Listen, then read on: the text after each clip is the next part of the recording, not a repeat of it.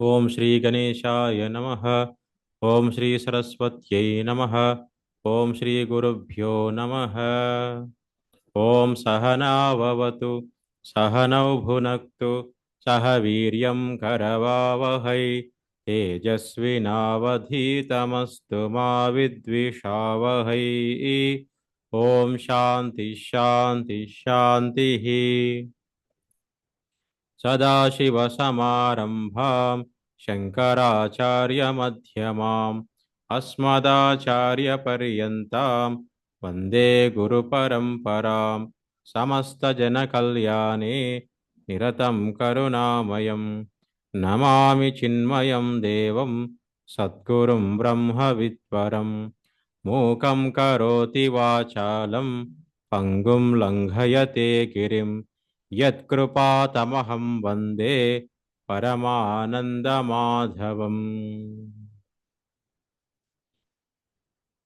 భాష్యకారం పతంజలిం వాక్యకారం వరరుచిం పాణినిం సూత్రకారం చ సదా వందే మునిత్రయం. పఠామి సంస్కృతం నిత్యం వదామి సంస్కృతం సదా ధ్యాయామి సంస్కృతం సమ్యక్ వందే సంస్కృతమాతరం. అందరికీ హరి ఓం. నమ సర్వేభ్యః శుభోదయం. చివరి తరగతిలో మీకు అందరికి గుర్తుంటే కనుక ఏకవచన బహువచనాలను మనం అభ్యాసం చేయడం జరిగింది. పుల్లింగ, స్త్రీలింగ, నపుంసకలింగ పదాలకు సంబంధించి మనము అభ్యాసం చేశాము. ఇవన్నీ కూడా చెప్పుకున్నాం.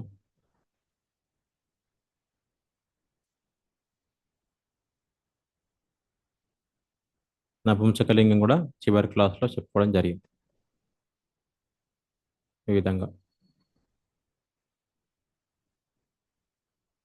అందరికి గుర్తున్నాయమ్మా? మర్చిపోయారా?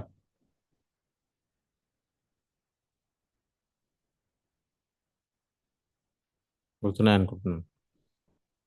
అడుగుతాను, ఒక్కొక్కరు చెప్పండి. పేరు చెప్పిన వాళ్ళు అన్మ్యూట్ చేసుకోండి. ఉమా గారు చెప్తారా? స్వామి హరి ఓం స్వామి మరి చెప్తాను స్వామి. బాలకః బహువచనం ఏంటమ్మా? బాలకాహ. బాలకాహన? అవును స్వామి, పెద్ద కా స్వామి, దీర్ఘం బాలకాహ. బాలకాహ, వెరీ గుడ్. సహ సాహ. ఆ, తే తే తే. స్వామి. సంతోషం, అంతే. రైట్. భాగ్య మహోదయే. హరి ఓం. హరి ఓం. మహిళా బహువచనం. మహిళా మహిళాః. ఉత్తమం. సా సా తే.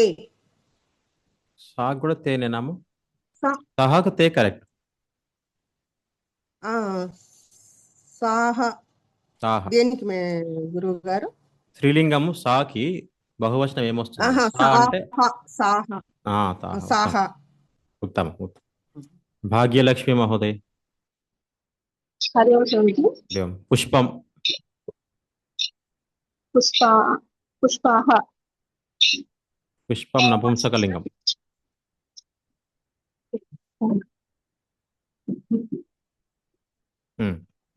పుష్పాని, అంతే కదా?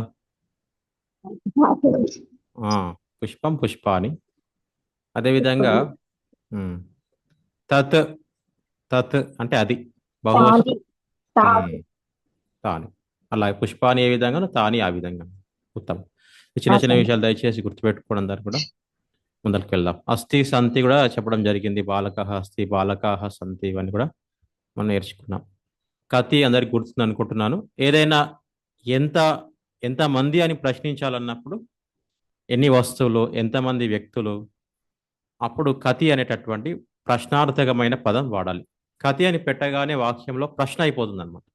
ఎంతమంది, ఎన్ని, ఆ విధమైనటువంటి ప్రశ్నగా వాడవచ్చు కతిని. అది చెప్పుకున్నాం. ఏషః ఏతే సహ తేదని చెప్పుకున్నాం. దయచేసి ఈ పదాలు కూడా ప్రాక్టీస్ చేయండి కూడా. శబ్దాలు ప్రాక్టీస్ చేయాలి దయచేసి. ఈ శబ్దాలన్నీ కూడా స్త్రీలింగ శబ్ద, పుల్లింగ శబ్దాలు దయచేసి ప్రాక్టీస్ చేయాలి. నపుంసకలింగ శబ్దాలు. సరే, ఇంకా రివిజన్ చేస్తుంటే ముందరికి వెళ్ళలేము. మీరు దయచేసి అవి పదాలు ఇవ్వడం జరిగింది. ఇంకా ఇందులో మనం చెప్పుకునేది ఏముంటుంది, మీరు అభ్యాసం చేసేది ఉంటుంది అనమాట. రోజు కొన్ని కొన్ని పదాలు అభ్యాసం చేయాలి. పనులు చేసుకుంటూనే స్క్రీన్ షాట్ తీసుకొని, ఎలాగో మీకు అన్ని ఫోన్లో ఉన్నాయి, అలా ఒక 5 పదాలు నేర్చుకోవడం.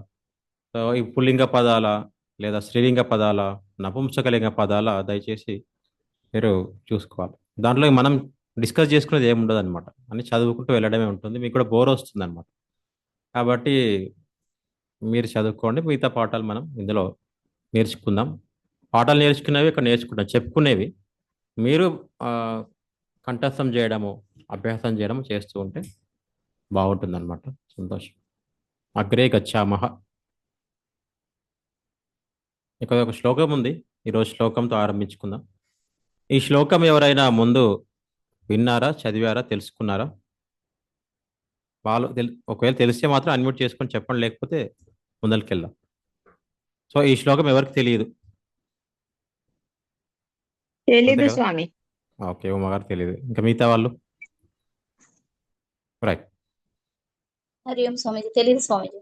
తెలియదు. సంతోషం. తెలియదు, నాకు సంతోషంగా ఉంటుంది. ఎందుకంటే కొత్త చెప్పిన ఫీలింగ్ నాకు ఉంటుంది కాబట్టి. తెలిస్తే మళ్ళీ ఆ ఇంట్రెస్ట్ ఉంటుంది కాబట్టి. అంటే అర్థమైంది స్వామి నాకు ఇది. ఏమర్థమైందమ్మా? ఇది భోజనం తర్వాత ఏమి తాగాలి అని స్వామి. ఓ, అర్థమైందా? Very good. ఆ జయంత కష్ట వయసుత అది అర్థం Hmm. కాలేదు. సెకండ్ లైన్ కథం విష్ణుది నేను యొక్క చెప్తాలే, అది కొంచెం నేను చెప్తాలేండి. Okay. చెప్తాను, వినండి, అందరు వినండి. సో, శ్లోకం చదువుతాను, మీరు కూడా చదివేటట్టుగా అభ్యాసం చేయండి. ఇది ప్రహేళిక అంటారు సంస్కృతంలో కల. ప్రహేళిక అంటే పొడుపు కథ లాంటిది అనమాట. సో విపాల్దర్ అలాంటి శ్లోకాలు కొన్ని ఉన్నాయి సంస్కృతంలో. సంస్కృతంలో చాలా రకాలైనటువంటి శ్లోకాలు ఉన్నాయి. ఒకటి మనకు తత్వాన్ని తెలియజేసే శ్లోకాలు ఉన్నాయి, భగవద్గీత లాంటివి. తత్వం కానీ మన జీవితం ఎలా ఉండాలో చెప్పేటటువంటి శ్లోకాలు అవన్నీ అక్కడ ఉన్నాయి. తర్వాత మన ఇతిహాసాన్ని చెప్పే శ్లోకాలు ఉన్నాయి, రామాయణ మహాభారతాలు అవన్నీ కూడా. సాహిత్యంకు సంబంధించినటువంటివి అంటే కాళిదాసు, భారవి అలాంటి మహాకవులు రచించినటువంటి శ్లోకాలు ఉన్నాయి. గ్రంథాల్లో గ్రంథస్థమై ఉన్నాయి.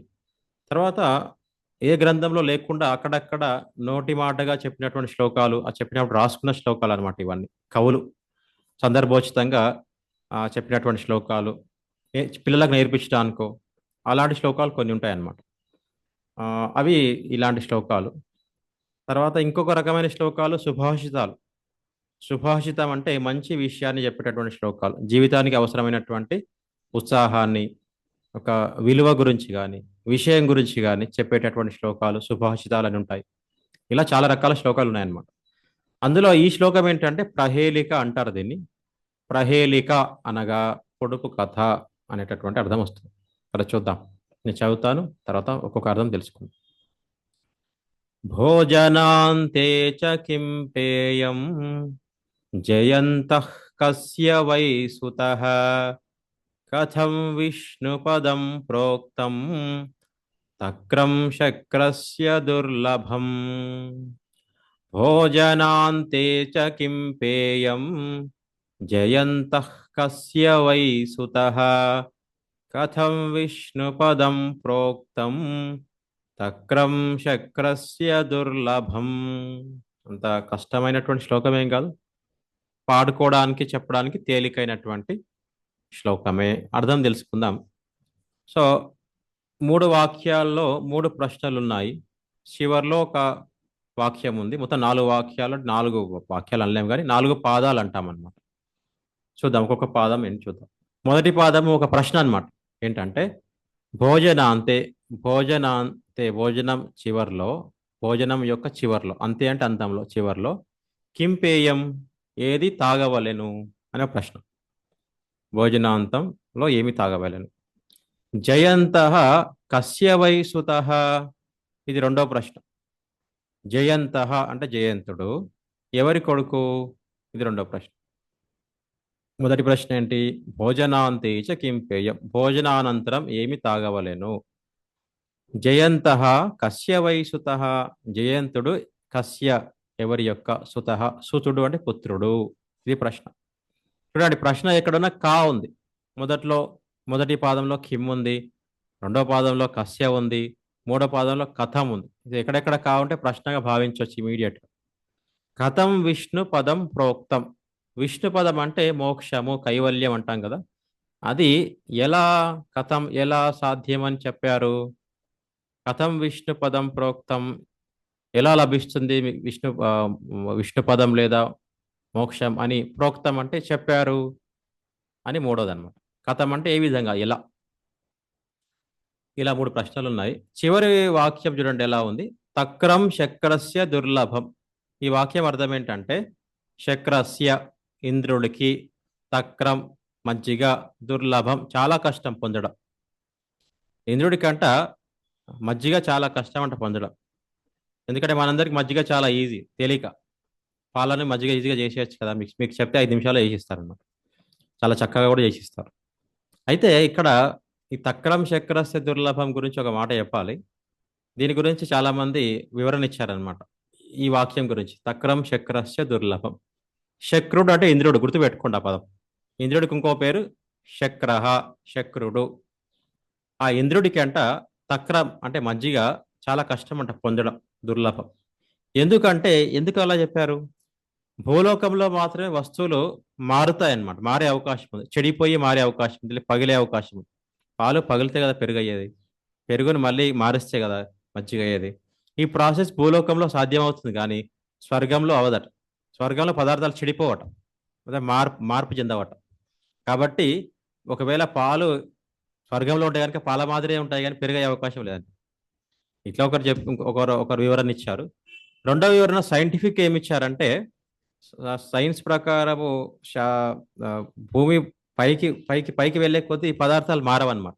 ఒక్కొక్క స్పియర్ అంటారనమాట, ఒక్కొక్క ప్రాంతం స్థాయి పైకి వెళ్ళే కొద్దీ పదార్థాలు మారే అవకాశం కోల్పోతాయి. సో ఎలా ఉన్నాయి అలా ఉంటాయి అన్నమాట. సో అంతరిక్షం పైనకి వెళ్ళామనుకోండి, పాలు ఎప్పుడు పెరుగు మారే అవకాశం లేదు. సో పెరుగు ఎప్పుడు కూడా మజ్జిగగా మారే అవకాశం లేదు. కాబట్టి ఆ విధంగా కూడా అంతరిక్షం పైన ఉన్నటువంటి స్వర్గలోకాల్లో వీళ్ళు పొందే అవకాశం లేదనే వివరణ కూడా కొందరు ఇచ్చారు. ఏదేమైనప్పటికీ కూడా ఇప్పుడు లింక్ ఏంటి, ఈ 4 వాక్యాలకు ఉన్నటువంటి లింక్ ఏంటి ప్రశ్నలు ఏంటి, వాటి జవాబులు ఏంటి అనేటటువంటిది ఇది పొడుపు కథ అన్నమాట. సో ఎవరికైనా ఏదైనా స్ఫురిస్తుందా ఈ విన్న తర్వాత? పేయం అంటే ఏందండి? తాగేవాళ్ళను, తాగేది. ఓహో, ఈ శ్లోక భోజనాంతరం తాగేది. ఆమా భోజనాంతరం తాగేదనే. అదే కదా భోజనాంతే అదే చెప్పాను స్టార్టింగ్. ముందుటివి 2 క్లాసెస్ పెట్టలేదండి మీరు. నేను తిరుమలకి వెళ్ళాను, వినలేదు అసలు. కానీ నాకు టైం ఉండడం లేదు, పెడతాను కొద్దిగా, నేను కొంచెం బిజీ ఉంటాను, పెడతానండి. రాసుకోవడం అయితే రాసుకునేకి వినలేదు, ఏమంటే డిస్టర్బ్ అయిపోతుంది. సరే సార్, మళ్ళీ మాట్లాడదాంలేండి ఆ విషయం గురించి. ఇంకెవరైనా ఆ విషయం గురించి మళ్ళీ మాట్లాడాలి, శ్లోకానికి టైం లేదు. ఆరోగ్య సూత్రం అనుకుంటున్నాను. ఓకే, మీకు అది మీకేమని ఇంకా ఏదైనా అర్థం? అంటే భోజనం చేసిన తర్వాత మజ్జిగ తాగితే ఆరోగ్యంగా ఉంటాము. ఇంద్రుడికి కూడా సాధ్యం కానిది మనం మజ్జిగ తాగి ఆరోగ్యం ఉంచుకోవచ్చు. ఆరోగ్యమే మహాభాగ్యం అన్నట్టు అనేటటువంటి సంతోషం. ఇలా ఎవరైనా ఇంకా సంక్షిప్తంగా ఒక పాయింట్లో చెప్పాలి, ఏదైనా మీకు అనిపించింది. ఫాస్ట్కి వెళ్ళాలి, ఎందుకంటే ఇది ఇక్కడే అయితే మనం ముందరికి వెళ్ళాలి, లెసన్ వెళ్ళాలి కాబట్టి. ఇంకెవరైనా ఏదైనా థాట్ అన్మ్యూట్ చేసుకొని సంక్షిప్తంగా చెప్పండి. విష్ణు యొక్క శ్లోకాలు చదువుకోవాలి అని స్వామి. విష్ణు శ్లోకాలు చదువుకోవాలి, ఓకే. ఇంకా మా వేరే వాళ్ళ ఒపీనియన్ ఇంకా ఎవరైనా?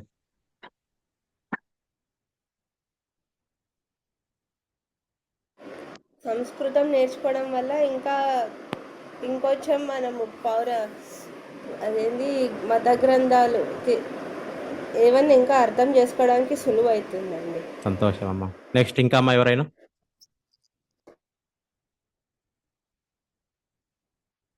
రైట్. సో ఇప్పుడు వినండి జాగ్రత్తగా. పెద్దగా ఏం లేదు, యాక్చువల్లీ సింపుల్లే.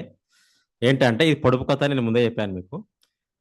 మొదటి 3 ప్రశ్నలు అన్నమాట. మొదటి 3 పాదాలు ప్రశ్నలు, చివరి వాక్యంలో జవాబులు ఉన్నాయి. అంతే ఆడ, ఎంతకు మించి ఆడేం లేదు. భోజనాంతేచ కిం పేయం, మొదటి ప్రశ్న, భోజనం తర్వాత ఏం తాగాలి? తక్రం తాగాలి, మజ్జిగ తాగాలి కదా, జనరల్గా అది కూడా మనం చేసేది. రెండో ప్రశ్న ఏంటిది? జయంత కస్య వయసుత, జయంతుడు ఎవరి కొడుకు? శక్రస్య, ఇంద్రుడి యొక్క కొడుకు పేరు జయంతుడు అనమాట. అది రెండవది. మూడవది కథం విష్ణు పదం ప్రోక్తం, విష్ణు పదం ఎలా పొందడం సాధ్యమవుతుందని చెప్పడం జరిగింది మన పెద్దలు. దుర్లభం అని చెప్పారు. చాలా కష్టం కదా కైవల్యం పొందడం. విష్ణు పదం అంటే మోక్షము, కైవల్యం అని అర్థమని నేను చెప్పాను మీకు. విష్ణు స్థితిని, ఆ యొక్క విష్ణు లోకాన్ని పొందాలంటే చాలా కష్టం అని, దుర్లభం దానికి ఆన్సర్ అన్నమాట. మళ్ళీ చెప్తున్నాను చూడండి. ఇప్పుడు వాక్యాలు సపరేట్ చేసుకోవాలన్నీ కూడా, తర్వాత నోట్స్లో రాసుకుంటే రాసుకోవచ్చు మీరు. భోజనాంతేచ కిం పేయం, పక్కకు తక్రం అని ఆన్సర్ అనమాట. అదే వాక్యంలో, అది క్వశ్చన్, ఇది ఆన్సర్. రెండో ప్రశ్న, జయంత కస్య వై సుత, ఆన్సర్ శక్రస్య. పూర్తి వాక్యం ఏంటి? జయంత శక్రస్య సుత. మూడో ప్రశ్న, కథం విష్ణు పదం ప్రోక్తం, ఆన్సర్ దుర్లభం. అయిపోయింది ఇంకా శ్లోకం. అంతే, అంతకు మించి ఏం లేదండి. పొడుపు కథ అంటే మనని, నేనేదో అవి ఇవి చెప్పి మేము కన్ఫ్యూజ్ చేశాను కదా, అక్కడ ఏం లేదు యాక్చువల్. సో ఏంటంటే 3 ప్రశ్నలు 3 జవాబులు ఉన్నాయి, అదే అనమాట అది శ్లోకం. అది మనం చాలా వినే వరకు కన్ఫ్యూజ్ అయిపోతుంటాం అనమాట. సో కాబట్టి ఇలా పొడుపు కథల ద్వారా, శ్లోకాలు ద్వారా మనకి సంస్కృతాన్ని నేర్చుకోమని మన పెద్దలు చెప్పడం జరిగింది అనమాట. అర్థమైంది అనుకుంటున్నాను. మన కన్ఫ్యూజన్ ఉంది ఎవరికైనా? సో ఇప్పుడు అర్థం చేసుకోవాల్సింది ఏంటంటే, చివరి పాదానికి ఏం అర్థం లేదు. తక్రం శక్రస్య దుర్లభం, అసలు ఏం అర్థం లేదు. అదే అట్లా పెట్టడం వల్ల ఏదో మీనింగ్ వస్తుంది, కానీ యాక్చువల్గా ఏంటి, ప్రతి పాదానికి ఒక ఆన్సర్ ఉంది. అంటే 4వ పాదం లోపల ప్రతి ప్రశ్నకు ఒక ఆన్సర్ ఉంది కాబట్టి అదొక వాక్యంగా మారిందే కానీ ఆ వాక్యానికి ప్రత్యేకమైన అర్థం ఏం లేదనమాట. అర్థమైందా లేదా? కన్ఫ్యూజన్ ఉందో చెప్పండి.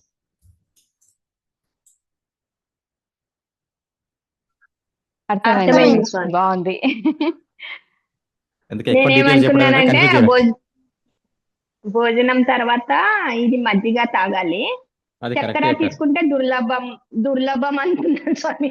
అట్లా అందుకే అది అయింది కన్ఫ్యూజ్ నాకు. చేయడానికి అన్ని విషయాలు చెప్పాను. అది ఏం లేదు, ఊరికే ఎక్కువ చెప్తున్నాను అనమాట. కాబట్టి అది ఫోకస్ చేయాలి చెప్పేటప్పుడు. పొడుపు కథల విషయంలో చాలా ఫోకస్ ఉండాలన్నమాట. సో ఒక్కొక్క వాక్యం ఒక్కొక్క ఆన్సర్, ఇట్లా చాలా పిల్లలకు కూడా చాలా బాగుంటుంది నేర్పించడానికి ఈ శ్లోకాలన్నీ కూడా. సో అట్లా మీరు భోజనాంతేచ కిం పేయం చూడండి. మళ్ళీ ఇంకొక గ్రామర్ పరంగా పేయం, తక్రం 2 నపుంసకలింగ పదాలుగా కనిపిస్తున్నాయి. కస్య, శక్రస్య ఇది ఒక రకంగా లేవు. కథం విష్ణు పదం ప్రోక్తం దుర్లభం అని మ్యాచ్ అవుతాయి అన్నమాట. అదే సంస్కృతం యొక్క గొప్పదనం. ఈజీగా మీకు కొద్దిగా పసిగడితే అర్థమైపోతాయి. ఈ విధంగా శ్లోకాలు ఉంటాయన్నమాట. ఇదొక శ్లోకం. ఇలా శ్లోకాల ద్వారా కూడా యాక్చువల్లీ సంస్కృతం క్లాస్ లోపల జనరల్గా ఏం చేస్తారంటే, ఆరంభం లోపల ఒక శ్లోకంతో స్టార్ట్ చేస్తుంటారు ప్రతి క్లాస్ కూడా, ఎవరైనా సంస్కృతం బోధించేటప్పుడు. అది ఆసక్తి పెరగడానికి. కాకపోతే మనకు సమయం తక్కువ ఉంది కాబట్టి మనం ప్రతి క్లాసులో చెప్పుకోవట్లేదు, కానీ అవసరం ఉన్నప్పుడల్లా చెప్పుకుందాం. ఇలా చాలా శ్లోకాలు ఉన్నాయి అనమాట. నేను ఇక్కడ ఎంఐజీ కాలేజీలో క్లాస్ చెప్పేటప్పుడు, సంస్కృతం క్లాస్ చెప్పేటప్పుడు 40 శ్లోకాలు చెప్పాను, రోజు ఒక శ్లోకం. ఇట్లాంటి శ్లోకాలు, డిఫరెంట్ వివిధ శ్లోకాలు, సుభాషితాలని, చక్కని శ్లోకాలు చాలా ఉన్నాయి. చూద్దాం. సంతోషం. శ్లోకం అయిపోయింది. తర్వాత మీరు రాసుకోండి నోట్స్ లోపల.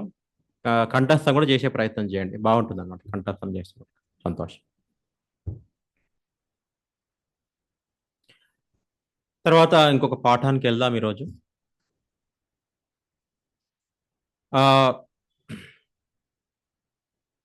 సహ, ఏషః, సహ, కహ మనకు తెలుసు. కహ అనేది ప్రశ్న అని. భవాన్ కహ అనేటువంటి ఒక ప్రశ్న అన్నమాట. భవాన్ కహ పుల్లింగ ప్రశ్న, పుంలింగ ప్రశ్న, మగవారికి అడగాల్సిన ప్రశ్న. అప్పుడు ఆన్సర్ ఏమొస్తుందంటే అహం పురుషః. ఎందుకు? కహ పుల్లింగం కాబట్టి, భవాన్ పుల్లింగం కాబట్టి జవాబు కూడా అలాగే ఉంటుంది.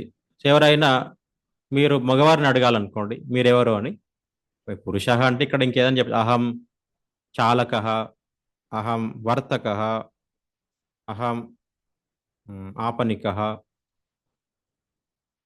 ఇలా చాలా ప్రశ్నలు వేయవచ్చు. స్వర్ణకారః. సో అవన్నీ ఎవరు, మీరేం చేస్తుంటారు అని అడిగేటటువంటి ప్రశ్న. యాక్చువల్లీ మీరు ఎవరు అని ప్రశ్న, దాంట్లో అంతరార్థం ఏంటంటే మీరేం చేస్తుంటారు. భవాన్ కహ, అహం ఛాత్రః, అని ఎన్ని విధాలైనా దానికి జవాబు చెప్పవచ్చు అండి. అదే మహిళలకు వేయాలనుకోండి, భవతి కా, అహం మహిళ. ఓకే, దీనికి ఇంకా కొన్ని ఆన్సర్లు ఎవరైనా చెప్పండి. నేను పేరు చెప్తాను, అన్మ్యూట్ చేసుకొని ఇంకేమైనా ఆన్సర్లు చెప్పచ్చు. ఒక 2 జవాబులు. భాగ్యలక్ష్మి గారు. హరి ఓం స్వామి. హరి ఓం దేనికైనా స్వామిజీ. భవాన్ కహా అయినా భవతి కా అయినా ఏదైనా 2 వాక్యాలు చెప్పండి. అంటే ఎట్లా స్వామిజీ? ఇప్పుడు ఎవరైనా అడిగారు మీరు భవాన్ కహా, వారు ఆన్సర్ ఎలా చెప్తారు? ఏదైనా ఒక వృత్తి సంబంధించిందో, వారి పేరుకి సంబంధించిందో ఏదైనా చెప్పు. అహం అహం ఛాత్రః. అహం ఛాత్రః, ఉత్తమం. భవతి కా. భవాన్ కః, అహం ఛాత్రః. ఉమ్, భవతి కా, ఉమ్, అహం గృహిణి. గృహిణి, ఉత్తమం. అంతే. గృహిణి. సో పేరు చెప్పొచ్చు. అహం కృష్ణ అనొచ్చు, అహం వీణ, పార్వతి, ఏదైనా చెప్పొచ్చు. ఆ విధంగా చెప్పొచ్చు, వృత్తి చెప్పొచ్చు, ఎన్ని రకాలుగా అయినా చెప్పొచ్చు. ఓకే, నిరుపమ మహోదయ మీరు చెప్పండి, వాక్యాలు చూద్దాం. హరి ఓం మహోదయ. ఉమ్. భవాన్ కః, అహం ఆరక్షకః, ఉత్తమం. అహం నిరుపమాః. నిరుపమా. పురుషాः లేదు, పురుషులకు కదా స్వామి. అదే అహం కదా మరి. నారాయణః. నారాయణ, ఉత్తమం. భవతి కా, అహం ఆరక్షిక. ఆరక్షిక, అహం ఉత్తమం. గృహిణి. అహం గృహిణి, గృహిణి. ఉత్తమం, ఉత్తమం. ఈ విధంగా బాలిక. బాలిక కూడా, ఎస్. ఈ విధంగా స్త్రీలింగ పదాలని మనం చెప్పవచ్చు అన్నమాట. దయచేసి గుర్తుపెట్టుకోండి, ఈ విధంగా మనం చేయవచ్చు. ఇది చూడండి, మళ్ళీ సైడ్ బహువచనం వైపు చూడండి. భవాన్ కహ అంటే ఏకవచనం, మరి బహువచనం మీరందరూ ఎవరు? భవంతః కే, వయం పురుషాః. ఆ విధంగా చెప్పవచ్చు. భవత్యః, భవత్యః, భవతి ఏమవుతుంది? భవత్యః అవుతుంది అనమాట బహువచనం. భవాన్ ఏమవుతుంది? భవంతః. కహ ఏమవుతుంది? కే అవుతుంది అనమాట. ఇది కన్ఫ్యూజన్ లేదు అనుకుంటున్నాను, ఇవన్నీ చాలాసార్లు చెప్పుకుంటూనే ఉన్నాం, మనం రివైజ్ చేస్తూ ఉండాలి. ఇంకా భవాన్ ఏకవచనం, భవంతః బహువచనము, కహ ఏకవచనము, కే బహువచనం. అప్పుడు మొత్తం బహువచనంలో మారిస్తే కనుక భవంతః కే, అక్కడ అహం పురుష అవుతుంది, ఇక్కడ వయం పురుషాః. అహం ఏమవుతుంది? వయం అవుతుంది. పురుష ఏమవుతుంది? పురుషాః. ఇది మనకు తెలిసినటువంటిది. మా స్త్రీలింగం చూడండి, భవతి, భవత్యః, కా, కాః, అహం మహిళ, వయం మహిళాః. అర్థమైంది అనుకుంటున్నాను నేను. ఇక్కడ మనము బాగా ఫోకస్ చేయాల్సింది అహం ఏకవచనం, వయం బహువచనం. ఈ విధంగా కొన్ని ఉదాహరణలు శ్రీలక్ష్మి వయం మహోదయ అంటే ప్రయత్నం. మనము. మనమున అందరూనా? మనము, మనం, మనము, వాళ్ళందరూ. వాళ్ళందరూ మేమందరం రాదు. అనే మేమందరం, వాళ్ళ మనందరం, మనందరం, మనందరం. మనందరం. వయం అంటే మనము, వాళ్ళందరం రాదు, మనమందరం. మనమని వస్తుంది. మనమందరము, మనము. మనం. తెలుగులో చాలా రకాలుగా ఉన్నాయి, సంస్కృతంలో వయం అని వాడితే సరిపోతుంది. శ్రీలక్ష్మి మహోదయ ఉదాహరణలు చెప్పండి బహువచనానికి. భవంతః కే, భవంతః చాలకాః. వయం అని వాడండి భవత్యః, ఆన్సర్. సారీ, వయం చాలకాః. భవత్యః కాః, భవత్యః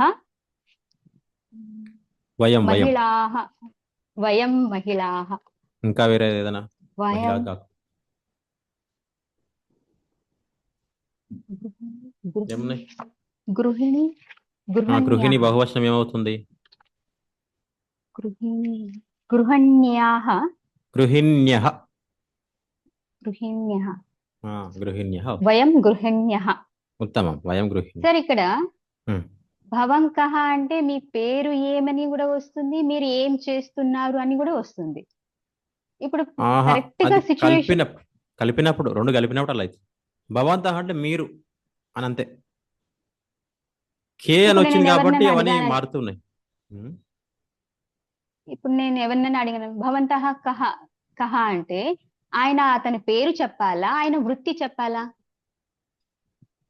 ఆ, ఇప్పుడు ఈ భవాన్ కిం కరోతి అంటే కరెక్ట్ సెంటెన్స్ వస్తుంది కదండి, ఏం ఆ, చేస్తున్నారు అని. అవును ఇక్కడ ఈ కరెక్ట్. క్వశ్చన్ కి రెండు కూడా అర్థాలు వస్తాయండి. రెండు అర్థాలు వస్తాయి. ఇప్పుడు వారు రెండు చెప్పారు అనుకోండి, అక్కడే అయిపోతుంది ఆన్సర్. లేకపోతే ఇంకా కిమ్ కరోతి అని అడగాల్సి వస్తుంది అనమాట,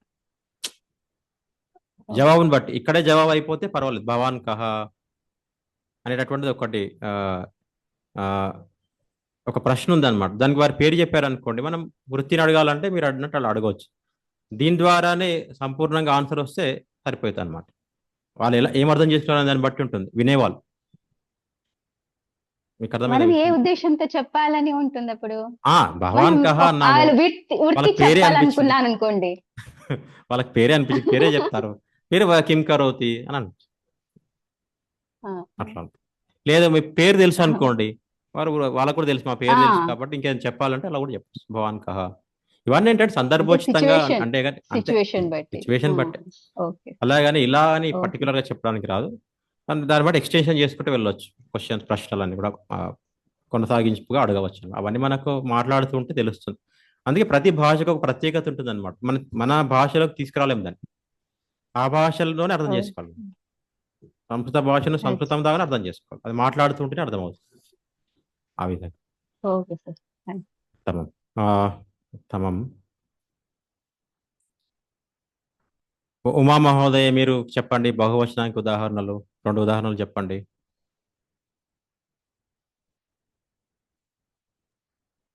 భవత్తః కే భవంతః వయం భవంతః భవంతః కే ఉమ్, వయం రజకాః తమం. భవత్యాః కాః ఉమ్, వయం నాట్యాః. నటియా అమ్మ, నటియా మీరు చెప్పేది బహువచనం? అవును స్వామి. నట్యః కదమ్మా, నట్యః. నట్యః అదే స్వామి. దీర్ఘం వచ్చి నాట్యః అన్నారని వినిపించింది నాకు. ఓ, సో అది ఓకే. నట్యః అవుతుంది. బాగా చెప్పారు, నట్య.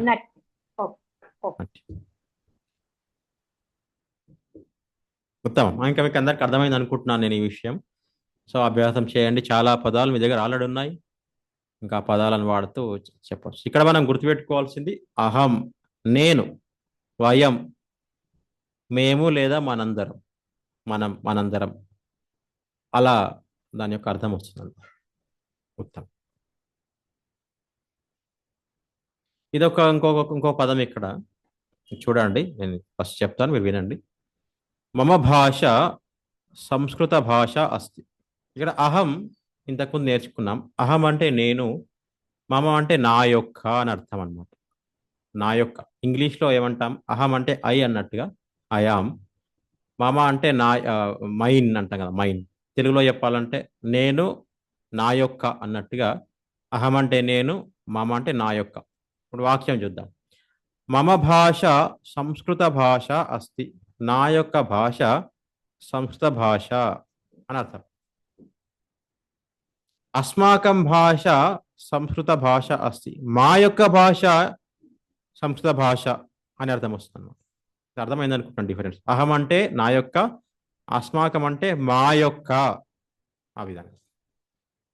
ఇప్పుడు మళ్ళీ ముందుకెళ్దాం. అహం, వయం. ఇప్పుడు ఒక నిమిషం, కళావతి మహోదయ.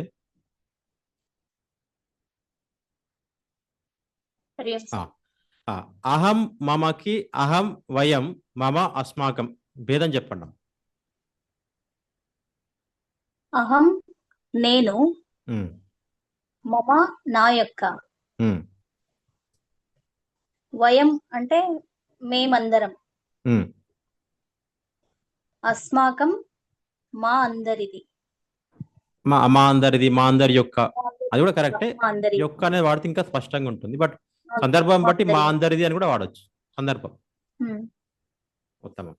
సో దయచేసి అది జస్ట్ క్లారిటీ కోసం అడగడం జరిగింది. అందరికీ అర్థమైంది అనుకుంటున్నాను నేను. మమ భాష సంస్కృత భాష అస్తి, అస్మాకం భాష సంస్కృత భాష అస్తి.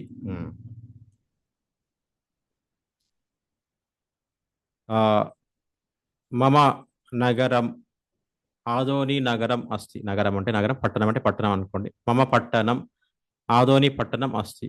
అని మమ గ్రామ, ఏదైనా గ్రామం ఉంటే చెప్పవచ్చు. ఈ విధంగా మమ అని అన్ని రకాలుగా వాడవచ్చు అనమాట. అస్మాకం పట్టణం ఆదోని పట్టణం అస్తి. ఆ విధంగా అస్మాకం దేశ భారతదేశ అస్తి, మమ దేశ భారతదేశ అస్తి. ఈ విధంగా ఎన్ని రకాలుగా అయినా చెప్పవచ్చు. ఎవరైనా ఏదైనా వాక్యం చెప్తారనుకుంటే అన్మ్యూట్ చేసుకోకుండా హ్యాండ్ రైస్ చేయండి, మిమ్మల్ని అడగడం జరుగుతుంది. మీకు ఏదైనా వాక్యాలు స్ఫురిస్తున్నాయా? అహం అస్మాకకు సంబంధించి మీరు హ్యాండ్ రైస్ చేస్తే నేను అడుగుతా. ఎందుకంటే అందరూ అన్మ్యూట్ చేసుకుంటే గందరగోళం ఉంటుంది. వాక్యం స్ఫురించట్లేదా? అర్థమైంది అనుకుంటున్నాను నేనైతే. మమ అన్నప్పుడు ఎప్పుడు వాడాలి? ఉదాహరణకి మమ లేఖని అనొచ్చు. మమ లేఖని అస్తి, మమ లేఖని అస్తి. ఆ విధంగా అనమాట. మమ ఘటి అస్తి. ఘటి అంటే గడియారం. మమ ఘటి అస్తి. అస్మాకం అయినప్పుడు ఇంకా అన్ని అస్మాకం ఆశ్రమ అస్తి, మా ఆశ్రమం అని చెప్పడానికి. అస్మాకం దేవాలయ అస్తి, మా యొక్క దేవాలయం మాది అన్నప్పుడు. అస్మాకం గృహం అస్తి, అస్మాకం గృహం అస్తి. అర్థమవుతుందా ఎలా చెప్పాలో? మమ అస్మాకం ఆ యొక్క భేదాన్ని దయచేసి అందరు కూడా గమనించండి. మమాని ఎప్పుడు చెప్పాలి, అస్మాకం ఎప్పుడు చెప్పాలి. తమ ముందరికెళ్దాం. మంచి పాఠం ఈరోజు. ఇది కొత్త పాఠం, నేర్చుకుందాం.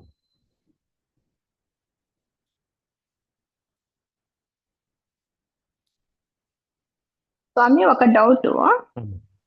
వదతు. అస్మకం అంటే చాలా మంది కదా, మా యొక్క అని. అప్పుడు సంతి రాదేం స్వామి, అస్థినే వస్తుందా అని doubt. ఎందుకు సంతి రాదు? ఎందుకు రాదు అంటే సందర్భాన్ని బట్టి. ఇప్పుడు ఆశ్రమం ఉందమ్మా. ఆశ్రమం ఏకవచనమా బహువచనమా? ఆశ్రమ. ఒక మాట అడుగుతున్నా. బహువచనం. ఆశ్రమ బహువచనమా? ఒకటే ఆశ్రమం కదమ్మా. అవును, ఒకటే ఉంటుంది స్వామి. గృహం ఏకవచనమా బహువచనమా? ఏకవచనం. ఇప్పుడు నేను అడుగుతాను, తెలుగులో ఎట్లా చెప్తారు? మా యొక్క గృహం అని చెప్తారా, మా యొక్క గృహాలు అని చెప్తారా? లేదు స్వామి, గృహమే. అందుకు అస్థి అనొచ్చు. అర్థమైంది కదా? ఓకే. ఒకవేళ చాలా ఉన్నాయనుకోండి, అప్పుడు ఏమవుతుంది అది?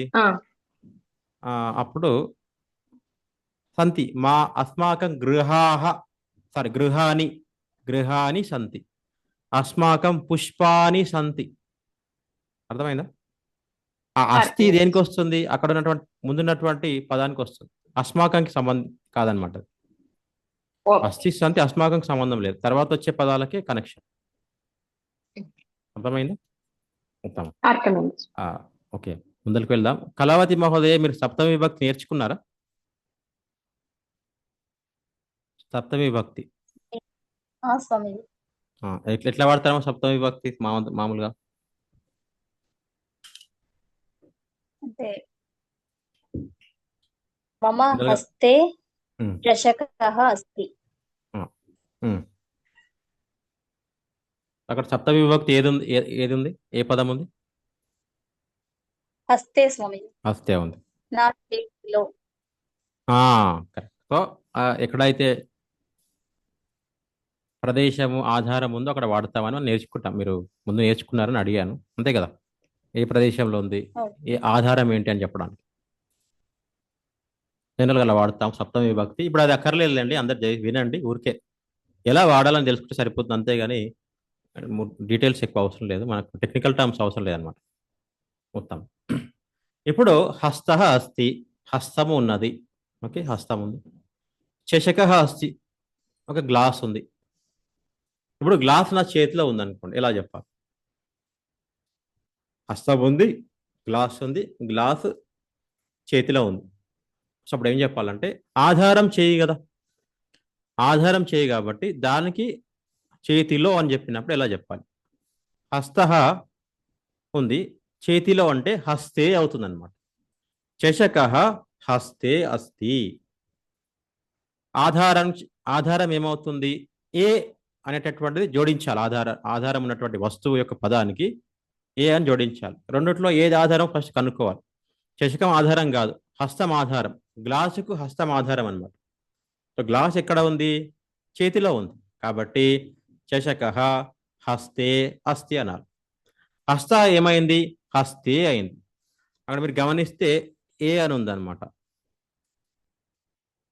ఇది మనం చివర్లో జోడించాలి. హస్తకి హస్తే అయిందండి. చషకః హస్తే అస్తి. ఉత్తమం.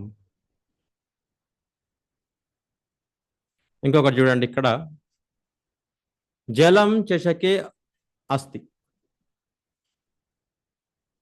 చషకం అంటే మళ్ళీ గ్లాస్, గ్లాస్లో నీళ్ళు ఉన్నాయన్నమాట.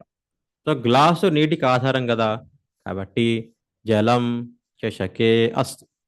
గ్లాస్లో నీళ్ళు ఉన్నాయి అని చెప్పడానికి, ఆ లో అని చెప్పడానికి ఏ అని పెట్టాలి సంస్కృతం లోపల. అదనమాట అక్కడ డిఫరెన్స్. ఓకే, ఇంకా కొన్ని ఉదాహరణలు నేను అడుగుతాను, మీరు చెప్పాలి. ఓకే.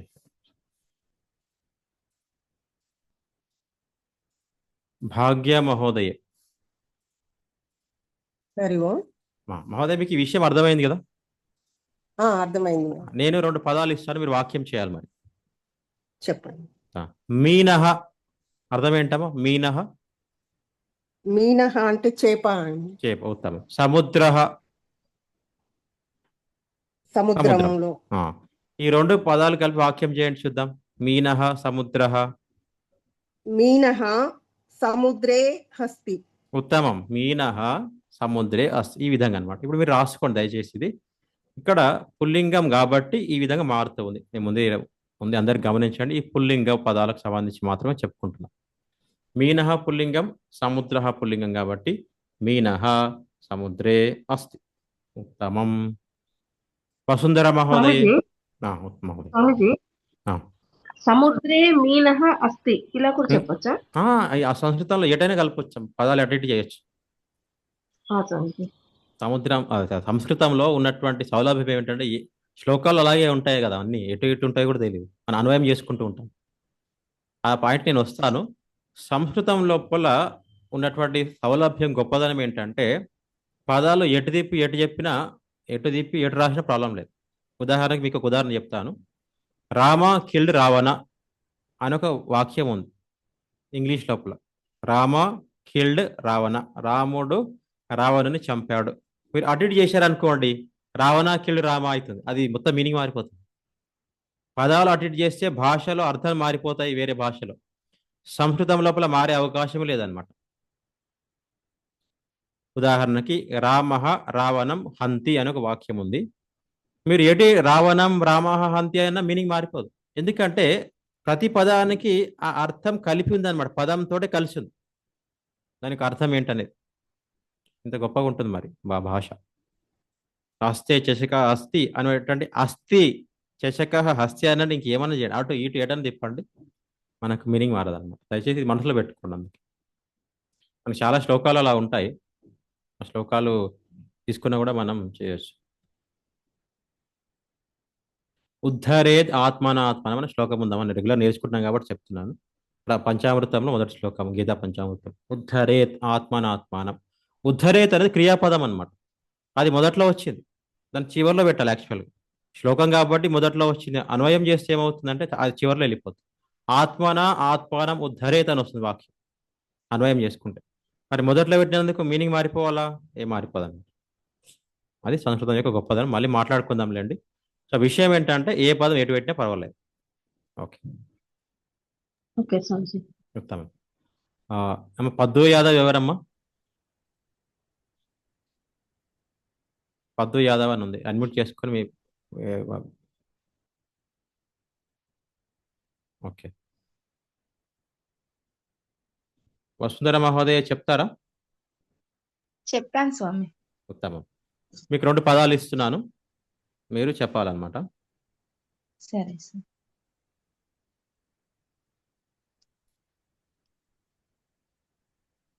ఫలం తెలుసు కదమ్మా, ఫలం. తెలుసు స్వామి. వృక్ష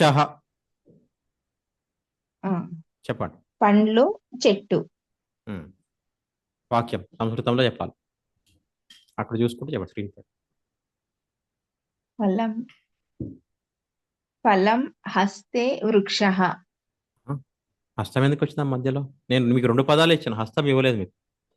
మీకు ఫలం ఇచ్చాను, వృక్ష ఇచ్చాను. ఈ 2 పదాలే వాడాలి. వృక్ష ఫలం ఫ- ఆ, అస్తి. వృక్షే కదా, వృక్షములో కదా. వృక్షే ఫలం వృక్షే అస్తి, ఫలం వృక్షము వృక్షే యందు ఉన్నది. ఫలం అస్తి. ఉమ్, ఆ, అట్లా అన్నమాట. అట్లా ఉత్తమం.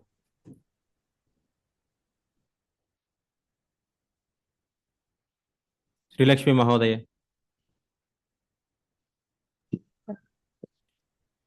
ధనం కోశ చెప్పండి. ధనం కోశే అస్తి. ధనం కోశే అస్తి. ఉత్తమం. ఇప్పుడు నెక్స్ట్ భాగ్యల ఇదే వాక్యాన్ని కోశే ధనం అస్తి అనాలండి. అనొచ్చు, అర్థం మారిపోదు. కోశే ధనం అస్తి. కోశే ధనం అస్తి, ఓకే. ధనం కోశే అస్తి. పదాలు అటు ఇటు అవుతున్నాయి కానీ పదాల యొక్క ఏమంటాం ప్రత్యయాలను ఒక పదం ఉంది. లేండి, ప్రత్యయం అంటే చివరిలో జోడించేటటువంటి ఏవైతే ఉన్నాయో అక్షరాలు ఉన్నాయో వాటి ద్వారా మీనింగ్ వస్తుంది. కాబట్టి మీరు ఎటు ఏడు నుంచి ఎటు ఎటు తిప్పినా ఏం కాదన్నమాట, ఇబ్బంది ఏం ఏ లేదు. పదం అయితే మారుతుందో ఆ పదం మీద పడుతున్నాము అని అర్థం చేసుకోవాలి. కరెక్ట్ కరెక్ట్ అండి. Correct correct correct. అది మీకు ఏ పదం ఎక్కడ పెట్టినా తెలిసిపోతుంది. ఉదాహరణకి ధనం కోశే అస్తి అన్నారుగా, ఆ, కోశే ధనం అస్థిలో ఏం కోశే మారింది? ధనం అస్తి. ఏం మారింది అందులో? ఏం మారలేదు. ప్లేసెస్ మాత్రం మారింది కానీ వర్డ్స్ మారలేదు. వర్డ్స్ యొక్క అర్థం మారలేదు. కరెక్ట్. అది సంస్కృతం యొక్క గొప్పదనం, భాష యొక్క గొప్పదనం అలా ఉంది. Right. తెలుగులో కూడా అంతే కదా, తెలుగులో కూడా అలాగే వస్తుంది. ఓకే, ఉత్తమం. భాగ్యలక్ష్మి మహోదయ. లేఖని స్యూత. మీకు స్యూత అనే పదం తెలుసు అనుకుంటున్నాను. ఆ, సంచి. స్యూతః ఉమ్. సంచి. లేఖన్యః. ఎందుకు లేఖన్య అని వచ్చింది? మీకు 2 పదాలు ఇచ్చాను, లేఖని ఇచ్చాను, స్యూత. ఇప్పుడు వాక్యం తయారు చేయండి.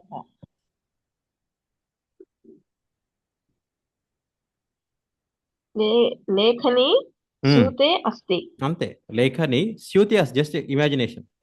సంచిలో పెన్ను ఉంది, అప్పుడు సంచి స్యూత ఏమవుతుంది? స్యూతే అవుతుందండి. ఇలా అన్నమాట. స్యూతే అస్తి. స్యూతే అస్తి. ఉత్తమం. ఇప్పుడు ఇంకొక కళావతి మహోదయ మీకు ఒక పదాలు ఇస్తున్నాను. కళావతి మహోదయ ఉన్నారా? నేను మీకు పెద్ద వాక్యాలు ఇస్తాను, మీరు రాసుకుంటే రాసుకోండి, తర్వాత వాక్యం చేయండి, లేకపోతే గుర్తుపెట్టుకునే ప్రయత్నం చేయండి. సంజీవరాయ స్వామి దేవాలయ ఒక పదం. ఓకేనా? గుర్తుంటుంది కదా? చిన్మయ మిషన్ ఆశ్రమ ఒక పదం. సంజీవరాయ స్వామి దేవాలయ, చిన్మయ మిషన్ ఆశ్రమ. చెప్పండి మళ్ళీ చెప్పండి. చిన్మయ మిషన్ ఆశ్రమ. ఓకే. సంజీవరాయ స్వామి దేవాలయం, చిన్మయ మిషన్ ఆశ్రమే అస్తి.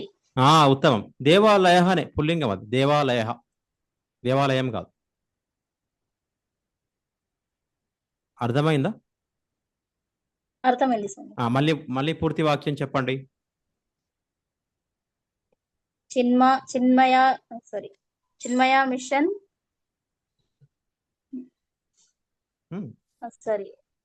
చిన్మయ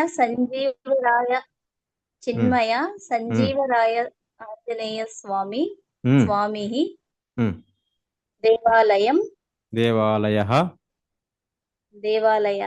చిన్మయ మిషన్ ఆశ్రమే అస్తి. ఉత్తమం, అంతే. ఇప్పుడు ఎన్ని వాక్యాలను చేయొచ్చు చూడండి, ఎన్ని వాక్యాలను చేయొచ్చు. ఆ నిరుపమ మహోదయ, మీకు వాక్యం.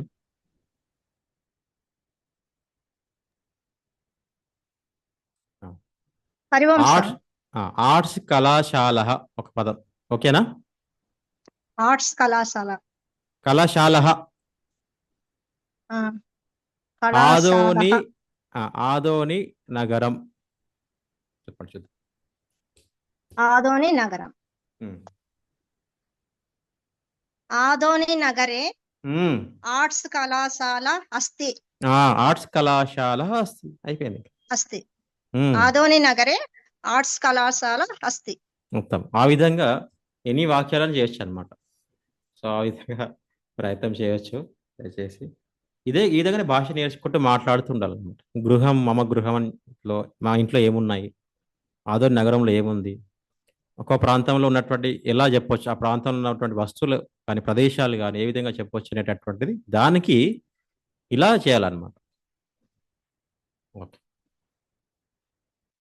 ఈ విధంగా అనమాట. ఈరోజు ఇంతవరకు సరిపోతుంది. ఇంకా వేరే ఉన్నాయి, స్త్రీలింగ శబ్దాలు ఉన్నాయి, కానీ అది టూ మచ్ అయిపోతుంది కాబట్టి ఇంతవరకు ఆపుతున్నాను. ఒక్కొక్కరికి కొన్ని పదాలు ఇస్తాను, మీరు ఇంకా ఎగ్జాంపుల్స్ చెప్తూ వెళ్ళండి, సరిపోతుంది. ఉమా మహోదయే.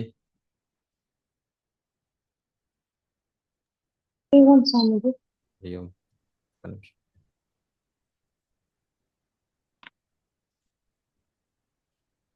మీకు ఒక పదం అయోధ్య చెప్పండి. అయోధ్య. ఇంకో పదం ఉత్తరప్రదేశ. ఉత్తరప్రదేశ ఇదొక పదం. ఈ రెండు పదాలు వాడి వాక్యం తయారు చేయండి. ఉత్తరప్రదేశే అయోధ్య అస్తి. ఉత్తమం, అంతే. ఉత్తరప్రదేశే అయోధ్య అస్తి. అయోధ్య. ఉత్తమం ఉత్తమం. ఇట్లా అందరికీ ఐ థింక్ అందరు చెప్పినట్టున్నారు. ఇంకెవరైనా చెప్పే వాళ్ళు ఉన్నారా? ఏదైనా ఉదాహరణ? ఓకే. సో మీకు ఏ విధంగా వాక్యాలు చేయాలో అర్థమైంది కాబట్టి దయచేసి మీరు ప్రాక్టీస్ చేయండి. స్త్రీలింగ శబ్దాలకు సంబంధించి ఉన్నాయి ఈరోజు, అది రేపు చెప్పుకుందాము. ఈరోజు ఇది మాత్రం ప్రాక్టీస్ చేయండి. మీకు మీరే కొన్ని పదాలు తయారు చేయండి, వాక్యాలు తయారు చేయండి, వాక్యాలు తయారు చేయండి. హిందూమతి మహోదయ మాట్లాడండి అమ్మా, చెప్పండి. నన్ను అడగలేదండి అసలు మీరు. అడగలేదా? ఇప్పుడు అడుగుతున్నాను చూడండి. అడగండి. ఆసందహ తెలుసా? మా ఆసందహ అంటే ఏంటో? కుర్చీ. కుర్చీ, వెరీ గుడ్. గృహం ఇల్లు. చెప్పండి, వాక్యం తయారు చేయండి. గృహే ఆసందః అస్తి. అంతే కదా, ఉత్తమం. గృహే ఆసందః అస్తి. ఇంకొకటి ఉపనేత్రం. ఉపనేత్రం తెలుసా అమ్మా? కళ్ళజోడు. కళ్ళజోడు. ముఖం. ముఖం, ఫేస్. ముఖే ఉపనేత్రం అస్తి. ఉత్తమం, ఆ విధంగా ముఖ్య ఉపనేత్రం అస్తి. సంతోషం మహోదయ. ఇంకెవరు ఉన్నారమ్మా? అడగని వాళ్ళు దయచేసి చెప్పండి, నేను మర్చిపోతే కనుక. ఐ థింక్ అందరిది అయిపోయింది అనుకుంటున్నాను. ఇప్పుడు దయచేసి మీరు ఏం చేయండి అంటే ఈరోజు ఒక్కొక్కరు 5 వాక్యాలు రాయాలి, మీకు తెలిసినటువంటి పదాలు వాడి. పుల్లింగము స్త్రీలింగం, అది పుల్లింగం వరకు నపుంసకలింగం వరకు వాడండి, పర్వాలేదు. స్త్రీలింగ శబ్దాలు వాడకండి, అది రేపు చెప్పుకుందాము. పుల్లింగ పదాలు నపుంసకలింగ పదాలు వాడండి. వాడి 5 వాక్యాలు మినిమం రాయాలన్నమాట. రాసి నాకు పర్సనల్గా వాట్సాప్లో పంపించండి దయచేసి, చూద్దాం. ఈరోజు చెప్పుకున్న పాఠాల్లో ఏమైనా సందేహం ఉందా ఎవరికైనా?